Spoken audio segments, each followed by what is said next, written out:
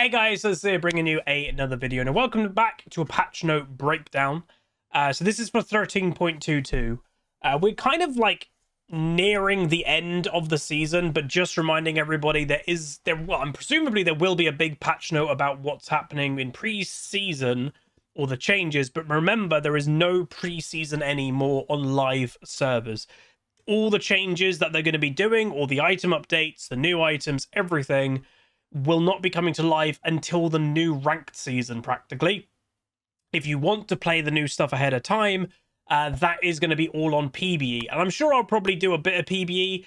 I'm probably going to collect some feedback from people of like, when that happens, what do you want me to do? And the way that my mind is going, I'd like to do new stuff in preparation for what's changing, but I still want to, like, you know, do a bit more climbing to see if we can get back to Master, etc. this season.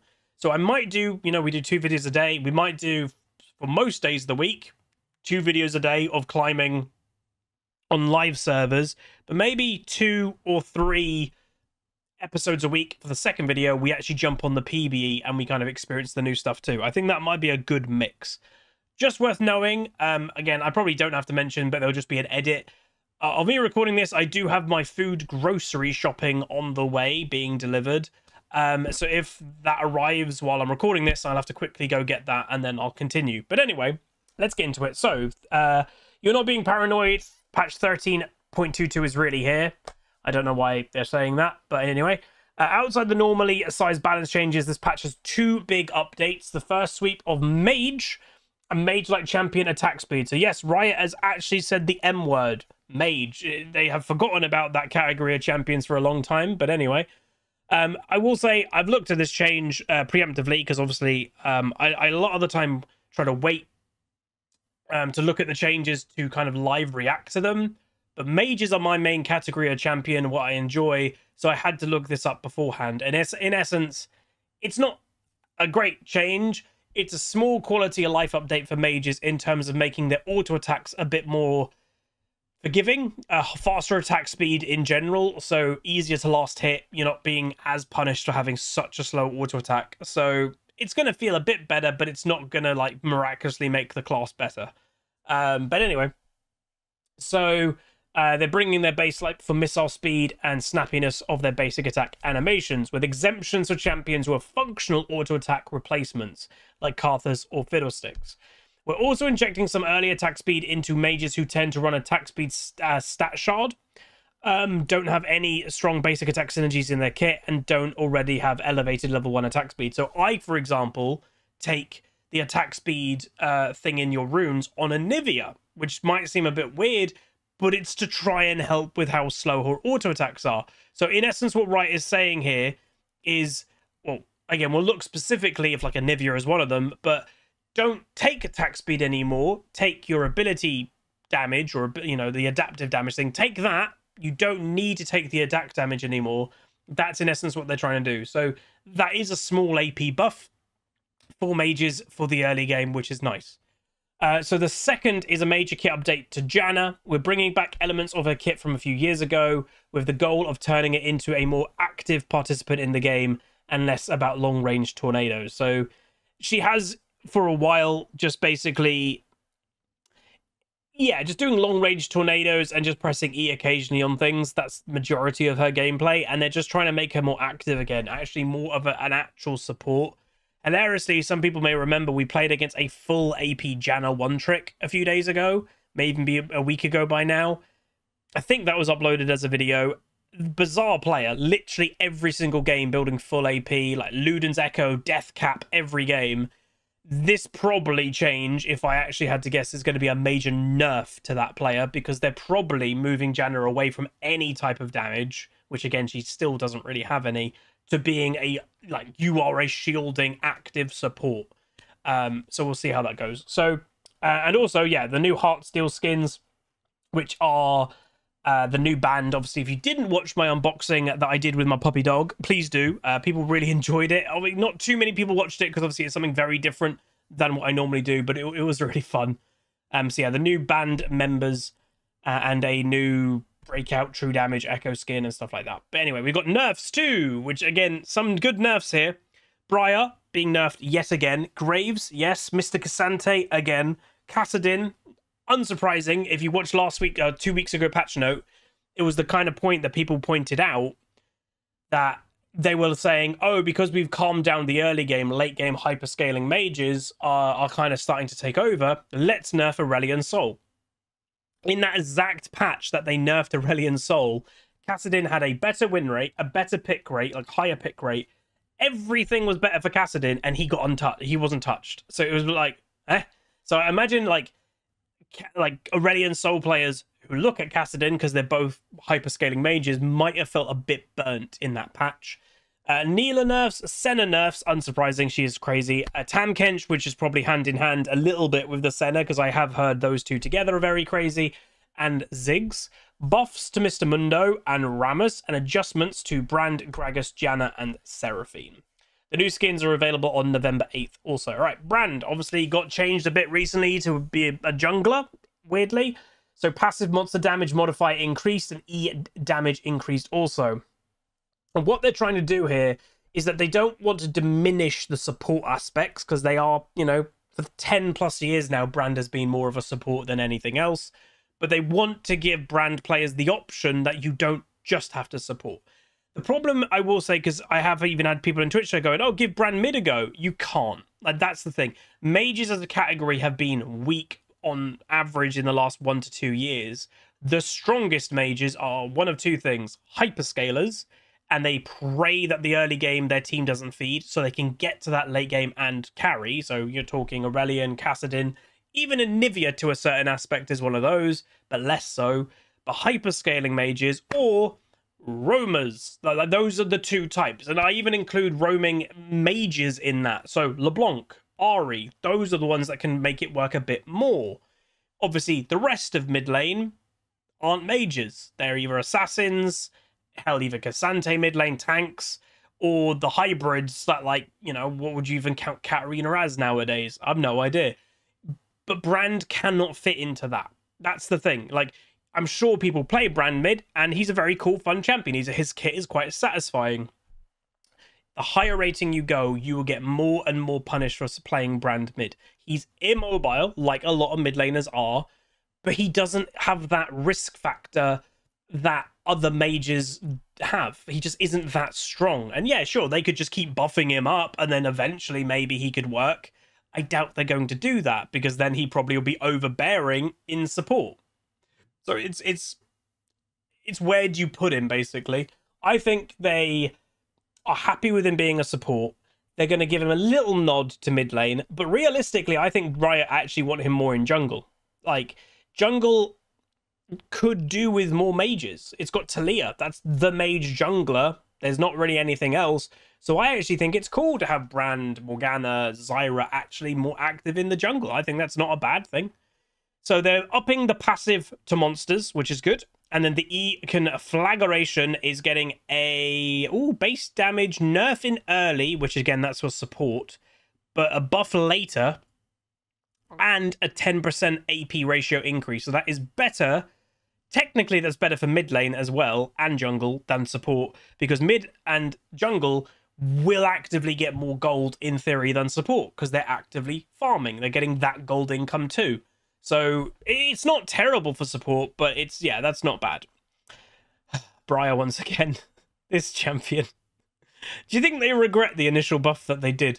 Anyway, Q damage and armor shred decrease and R damage decrease. So just nerfs to two of her major things, really. So Q, physical damage is going down by base damage, but staying the same AD ratio. And the armor reduction is also going down. And that's actually a considerable nerf. At rank 5, it used to do 26% armor shred. It's now doing 20. So that's significant. And then her ultimate, physical damage, is going down in base starting at rank 2 onwards. So not level 6 in base damage. Huge, wow, huge bonus AD ratio nerf. You used to do 110% of your bonus AD on, like, in the missile. So if you had 300 AD, you'd be adding 300 damage. Obviously, then you take into account armor and stuff, but without any armor, 300 AD, boom, 300 more damage on top. Now, 75%. So it's still not terrible, but that is a considerable nerf. Oof. And the AP ratio is actually...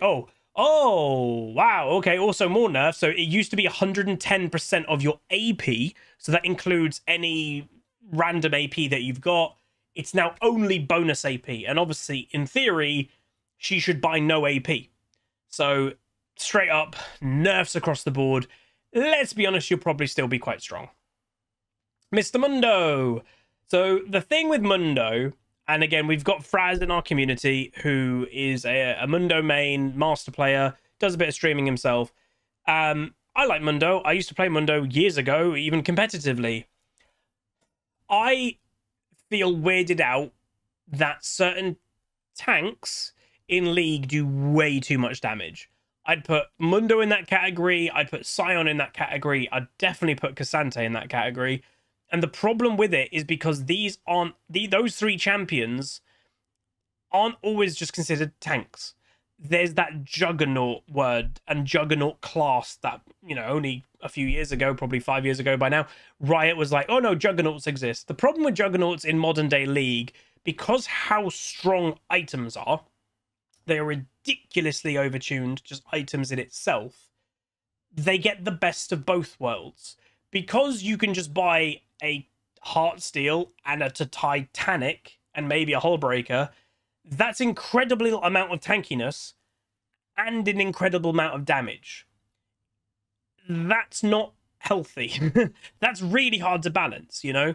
So, like, where's the negative? If you're both tanky and you deal a lot of damage, a lot of their negatives, you know, these groups of champions are, oh, they're immobile, you can kite them. Like, that is supposed to be the answer to them.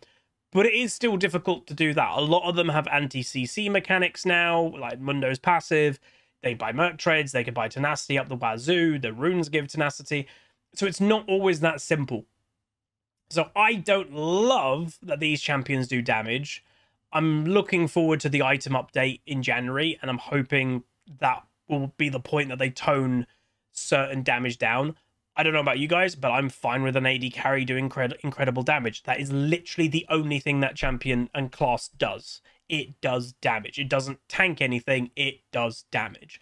But when I truly have seen the likes of a Mundo or a Sion or something like that arguably do more damage than an AD carry. I have seen a Mundo 3-hit an AD carry, even 2-hit an AD carry, and then they're incredibly hard to kill by being tanky. I think that's where it's just a bit like, ew.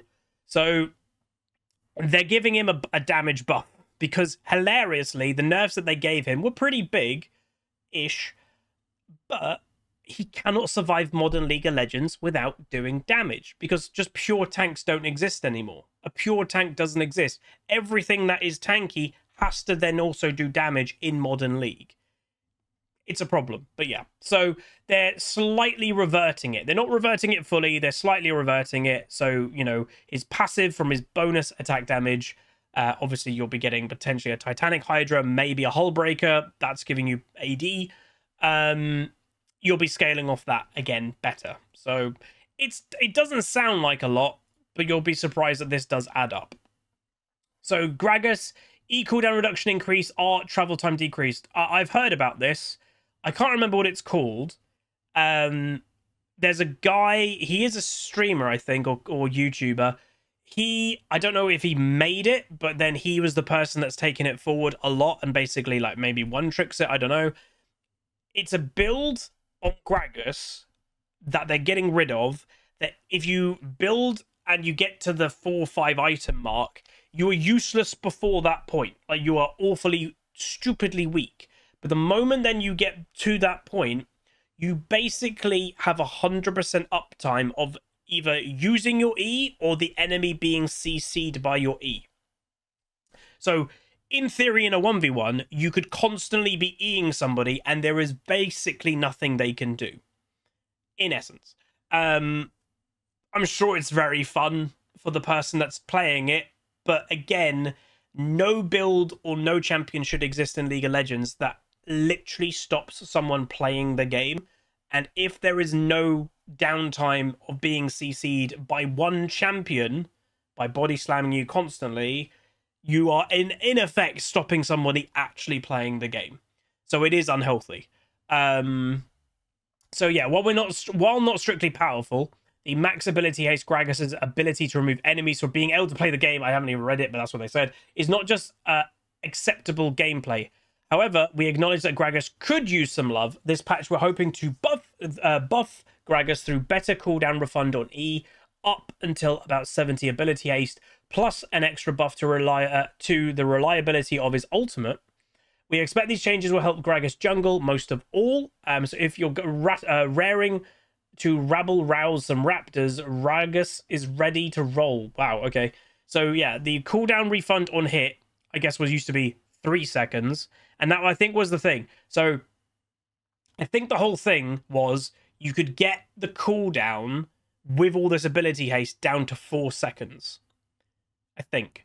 And the idea is, with all that ability haste, you hit somebody, but it gives you 3 seconds back on your cooldown. And then at max rank, I think they're roughly CC'd for roughly a second. So that's how you could just constantly keep it going. So instead of it being a 3 second straight up refund, it's now 40% of your remaining cooldown. So yeah, not as much. And then we did the math for you. So it used to be 3. It's now 5.6, 5.4, 5.2, 5, 4.8. So scaling with ability haste. Okay, so that does scale with ability haste as well. But I'm guessing, again, I don't know what the natural cooldown of it is. But if it is, if I had to guess, if someone tried to still do this build, I would imagine there may be a second or so in between the uses now. So that second will give you time to flash away. It gives you time to use a spell to stop them or whatever. Like, they're probably a maximum now, when he's max rank of everything, is probably there's a second window there. That's what I'm guessing. And then the ultimate is slightly quicker. It doesn't sound like a lot, but slightly quicker. It makes the difference. It makes the difference between hitting somebody.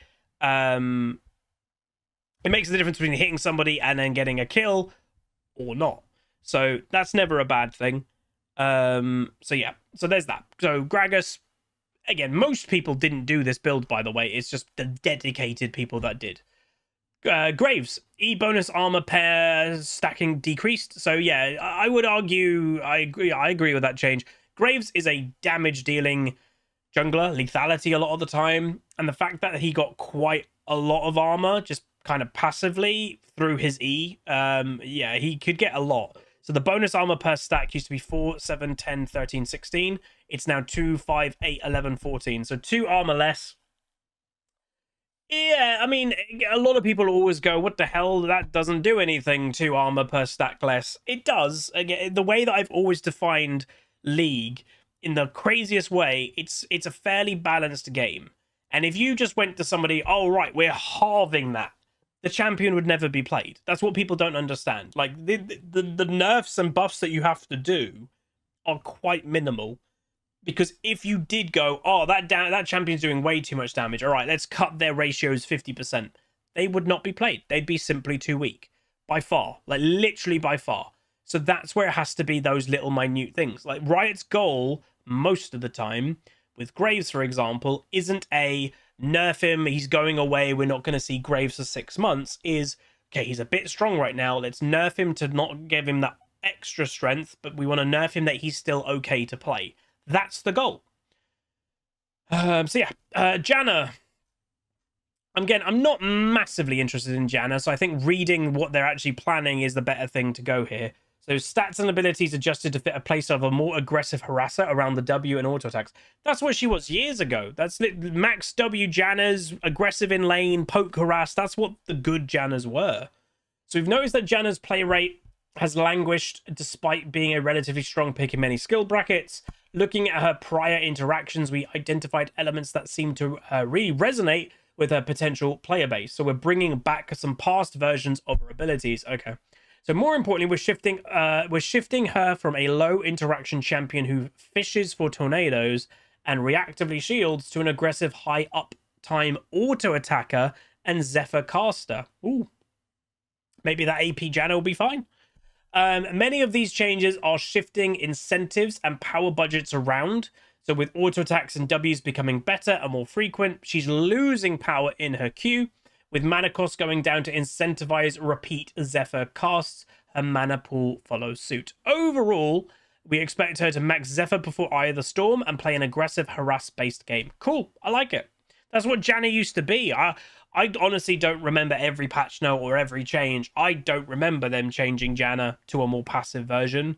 Like, the good Janna's, like, again, genuinely, I probably have even said it in commentaries. When I'm like, oh, a good Janna maxes W and harasses. Well, apparently not for a while, but they're bringing that back. So, cool. So yeah, in essence, max W now if you play Janna. That is all, yeah, look. That is a big cooldown decrease.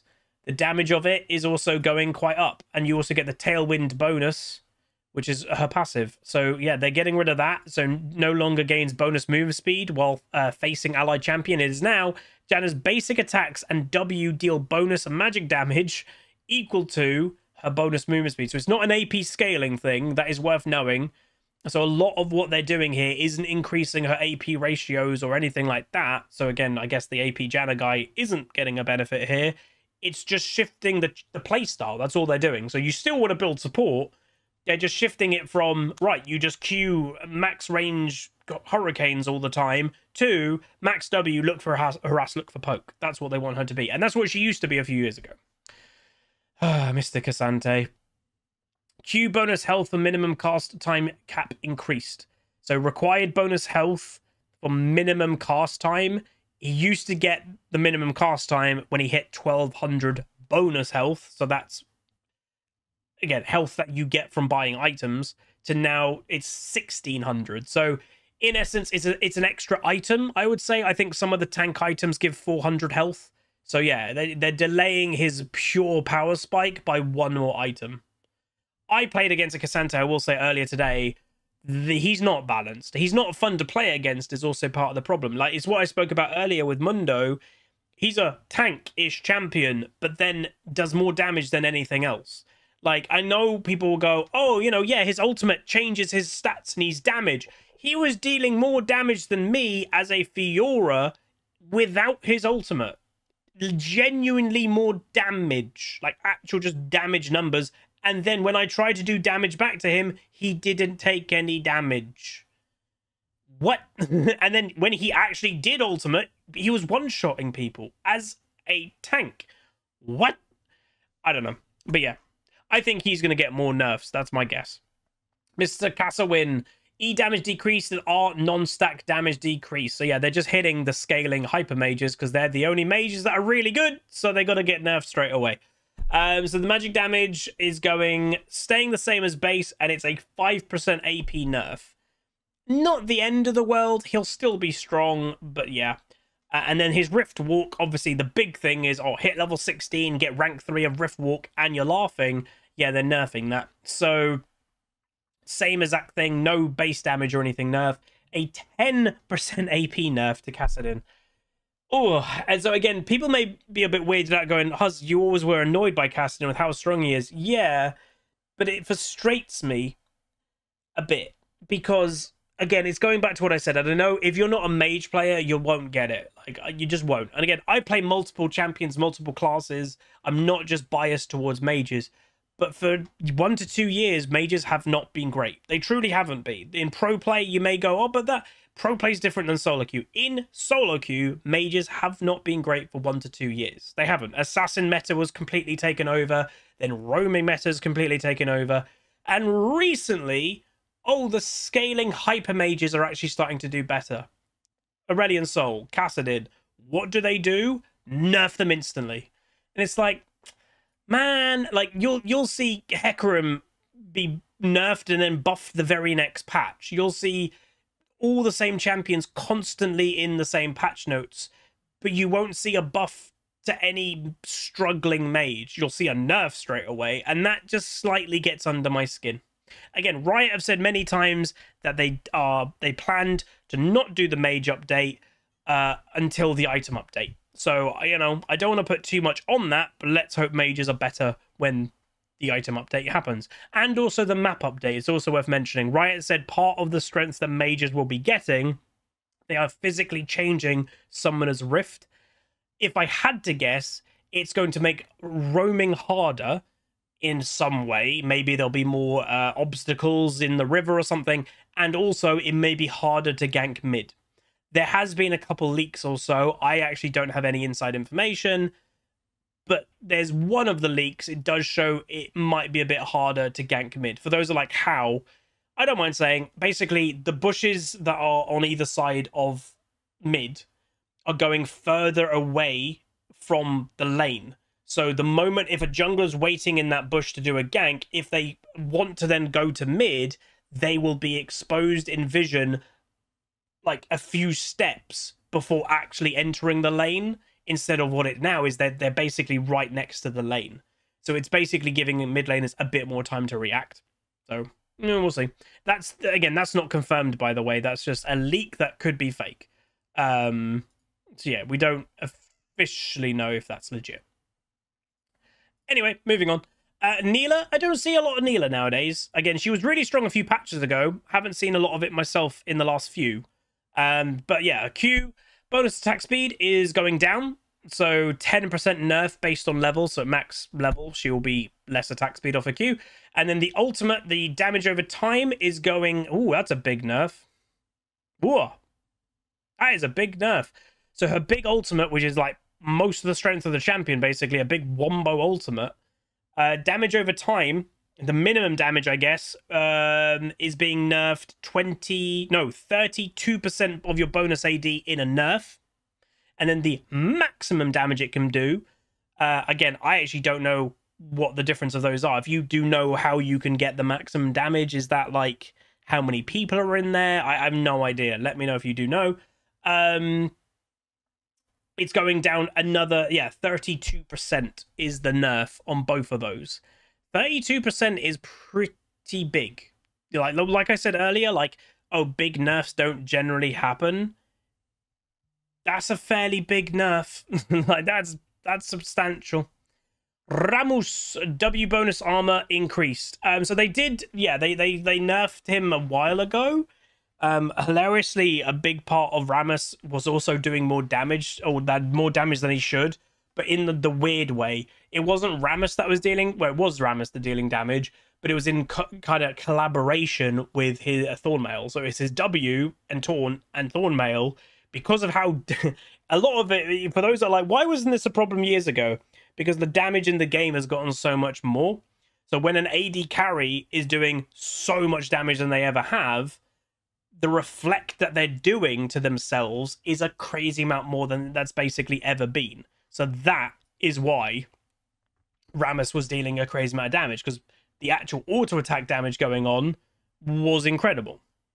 Senna, Q damage and healing decreased. So again, I have said multiple times, I think Senna probably is the best AD carry, support in the game right now. In combination of AD carries in general are always pretty good. Lethality items are crazy strong as always, and she's pretty low risk in a lot of areas, and she can help globally. She can heal, she does damage, she has CC. Like, what does she not do? She's pretty good. And she does damage. Damage is king in League of Legends nowadays. So her damage of her Q is going down by base, but the scaling is staying the same, and the healing is going down. So yeah, they're just nerfing the Q. I don't actually think that's that bad. I think that is pretty acceptable, to be honest. Seraphine. So obviously, was it last patch? Yeah, last patch they changed this champion into a support, which I know the actual Seraphine community was pretty angry about, but statistically, more people play her as a support than mid. Just flat out statistically, more people play her support than the carry role in bot lane. She is a support. She has a very supportive kit, to be honest. Like, it does CC shielding. Like, that's not a carry kit when you think of one. But she probably was still too on the strong side, so they are toning it down more. So the damage is going down on her passive, both on base damage and AP ratio. And the cooldown of her Q starting higher, but eventually getting back down to 5 seconds. And the W, her shield, is also being nerfed in terms of AP. Most likely, they're trying to incentivize people of don't keep building ability power, buy the items that do shield power, healing and shield power, because she's a support now. That's probably what they're trying to do. Tam Kench, and I will say, just to let you all know, randomly, my grocery, I've got a map. Grocery shopping is nearly here, so in the next minute or so, I might need to dip out pretty quick, but it won't be long, most likely. But yeah, anyway, Tam Kench, passive bonus magic damage decreased. So bonus damage was on his passive, and I will say I played against a Tam Kench the other day, and it did a lot of damage. So it did 6 to 48 based on level. Based on that stuff, it's now 6 to 48. That's just saying, oh, so the bonus health is going down. So it's a nerf to that, which I think is actually an okay nerf. Again, it's that, does he do too much damage for being a tank? The answer is probably yes. Anyway, be right back. Okay, I'm back. Moving on. So yeah, in essence, to Tam Kench, TLDR, the nerfing his damage a bit based on how much health he's got. So that's fine. Ziggs. I do think Ziggs has been... How do I say? He's strong as a mage, but not obviously in his intended role. He's really strong in bot lane. Why? So again, think of why. Because, oh, Huz, you keep moaning about mages being weak. Yeah, he's not strong in mid. He's strong in bot lane because mages suck in the lane phase nowadays. So having a support that can be there to protect you is great. And that's the thing, it is. And he's a great poke mage, and a bigger thing for how strong he is his tower pressure. Like, that's what Ziggs is all about. And towers, you've heard me spoke about it how much in the last year? Towers are king. There's a whole meta in top lane of people just wanting to kill towers. That's the point. So his base armor is going down, which obviously is a big thing in terms of he's now being played more in bot lane against AD carries. So a 4 armor nerf is going to make him considerably squishier in the early game. And also, with all the attack stuff happening with mages, the basic attack frame is going down. So presumably his auto attacks and stuff are going to be... Well, again, what are they trying to say here? He's quite a safe pick of how far he can be back. And this nerf is intended to increase his vulnerability in certain mid and many bot matchups. And all that. He's also getting slightly nicer basic attacks as part of a sweep on all mages, which you can read down below. So I actually don't know what that means. Anyway, attack speed changes. So this patch, we've taken a broad sweep across every champion that can reasonably be considered a mage, and notice that many of them have been feeling weak feeling basic attacks. While we don't expect most of these champions to feel as snappy as marksmen or to basic attack as well as they do, it's important that something they do hundreds of times a game feels good, even if it doesn't represent much of their power. I like that. That's cool. So first, we're bringing basic attack wind-ups. This is how long the attack animation... this is how long into the attack animation their attacks eventually fire up to a new baseline, with exceptions for champions who have innate basic attack replacements, Karthus's Q, or have a weapon that implies slow basic attacks, Mordekaiser's Mace. Makes sense. Second, we're bringing up missile speeds to a new minimum as well, which should especially help with last-hitting minions.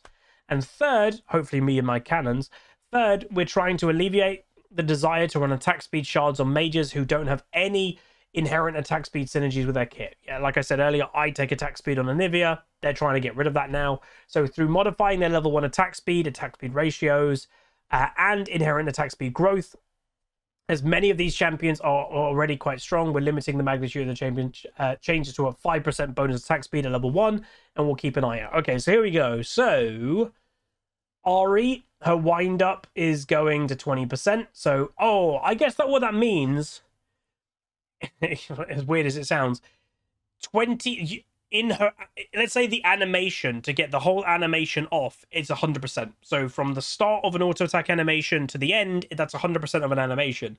Ari's auto attack of when it actually, the damage orb leaves her, used to happen 20.1% into the animation. It's now 20%. Doesn't seem like a lot. The attack speed ratio, she's getting a nerf. The base attack speed is unchanged, but the attack speed growth is going up. So Ari actually not that impacted. Anivia, basic attack speed is going from 0.0 0.625 to 0.58. Again, really doesn't seem like a lot, but those are those moments that you click and you just miss the minion. Now you actually might hit the minion. So this is great. I like it. Annie, hilariously, when I used to play a lot more Annie, how many kills did I get through auto attacks? So buffed auto attacks for Annie, I actually think is pretty damn good. Maybe we'll have to give her a go in the next couple of days. So base attack speed is going up a lot more than Anivia's, a lot more. The attack speed ratio, though, is also going up, and her base attack missile speed is also going up. Whoa, that's a lot of good stuff for Annie. Cassiopeia, base attack missile speed is going up. Why didn't Anivia get that one? Anyway, Heimer, same kind of deal. So the wind up of when the actual attack goes off is the same as Ari's, and also that is going up. So I'm guessing that this is the new baseline for mages attack speed. So if your mage was on 0.625, like Anivia was, I guess Annie's actually was lower than that. But yeah, I'm guessing the new baseline that any mage can be is 0.658, probably. Are they counting Ivan as a mage? Okay. Attack wind-up is considerably coming down, a 3% into the animation earlier. That's nice. And then the attack animations is restored an alternate attack animation, which will be used 25% of the time regular attacks and every time for crit. Cool, bit of variance. Cartha's missile speed is going up. Oh, LeBlanc. Obviously, this number that you're seeing here, 0.4, what? This obviously was a big nerf that Riot did only a few patches ago to try and get rid of the split push hull breaker static Shiv LeBlanc. So yeah, her attack speed was terrible, and what they're doing, which is actually quite funny, they are nerfing her attack speed growth. So they're trying to help her at level 1. Okay, you can last hit a bit better at level 1, but they're not letting her have good attack speed growth because they just will be like, the problem will come back. People will just start playing split push LeBlanc again. So that's what they're doing there, which is quite funny. Attack speed growth for Lyssandra's going up. Nico, which obviously has a... They have to be careful with champions, as they've mentioned, with stuff like Nico and Orianna and stuff like that, because they can't do too big of buffs to these. So again, very little buffs in a way. That's actually not that bad. But they can't do too big of buff because Nico has an auto attack part of her kit, her W, every third or fourth hit. It's a bonus attack. Orianna has in her passive, it's literally more attack, more damage based on her auto attacks. So you have to be really careful with buffing auto attack synergized mages. Rumble, again, better attack wind up, so their auto attack will be just going off a bit earlier, which is the difference sometimes between dying and not, or getting that minion and not. Rise, same deal, up to the new baseline. Singed, he never auto attacks. But anyway, base attack speed, hilariously, Singed is not meeting the new standard that we're seeing, but he truly doesn't auto attack. So yeah, they're doing a little bit for Singed, but he is definitely a champion that doesn't even auto attack at all. Basic attack speed increase for Syndra to the new baseline, Teemo, obviously pretty good to have Teemo with attack speed because he does well with that. The base attack missile speed is going up, and the attack wind up, he is getting his attack off a little bit quicker. That's pretty good for Teemo. Very good also. Whoa! Wow, that's the biggest one we've seen so far. So in Twisted Fate's auto attack animation, it used to go off at the 24.4% of when the animation's happening. It's now going again to that standard 20%.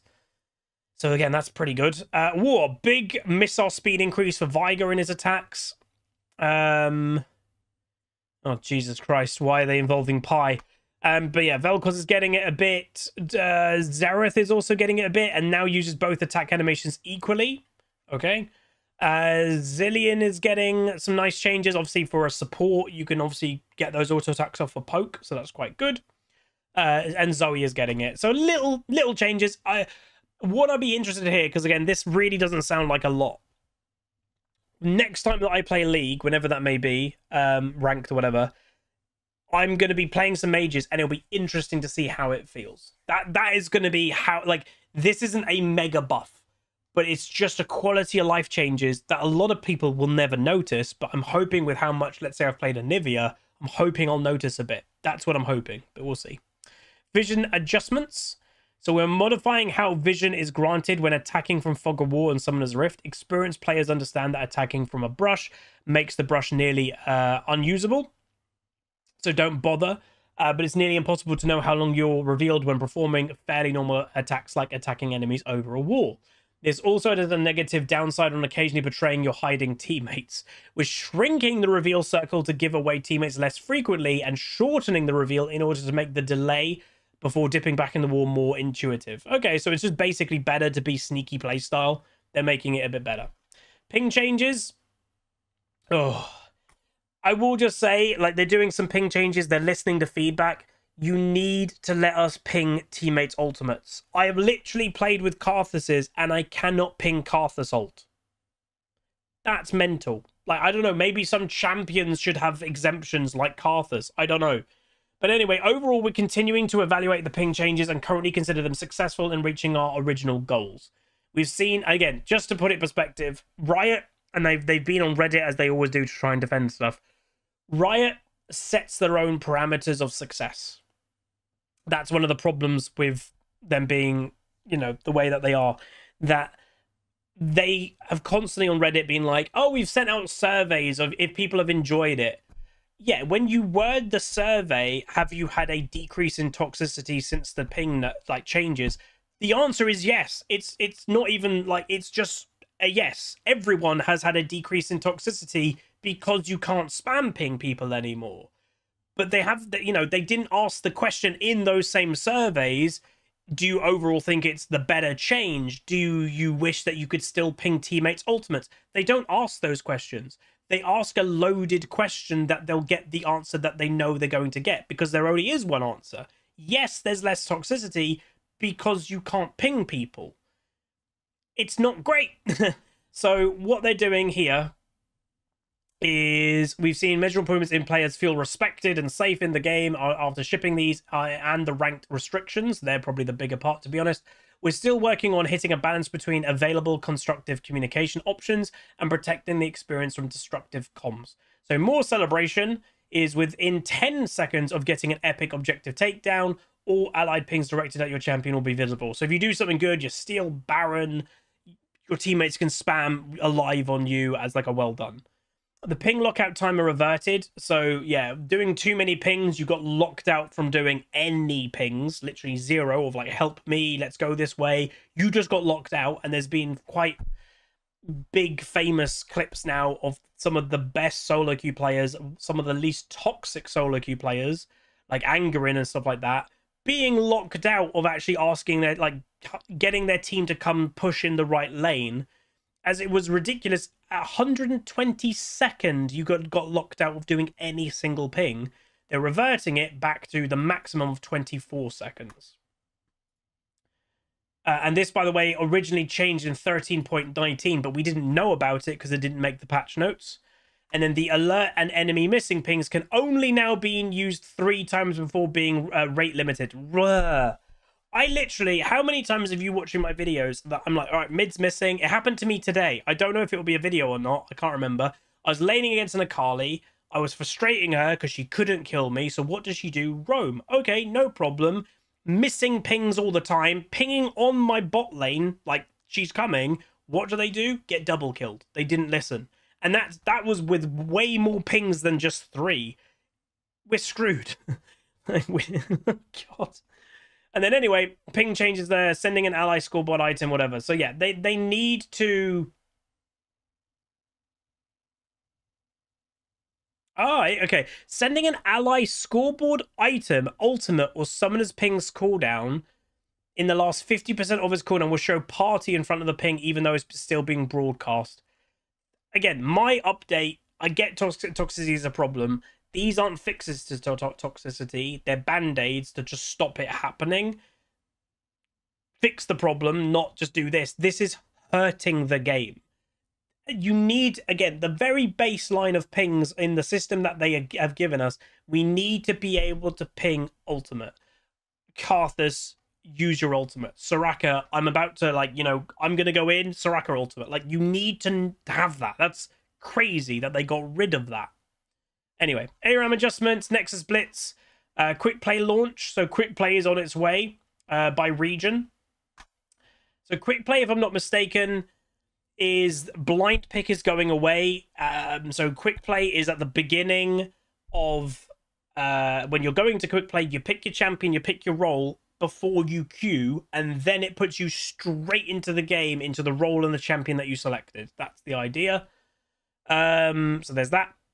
Global language select, so you have the ability to change language settings now, which is good. Mythic rotation, bug fixes, and upcoming skins. But there we go.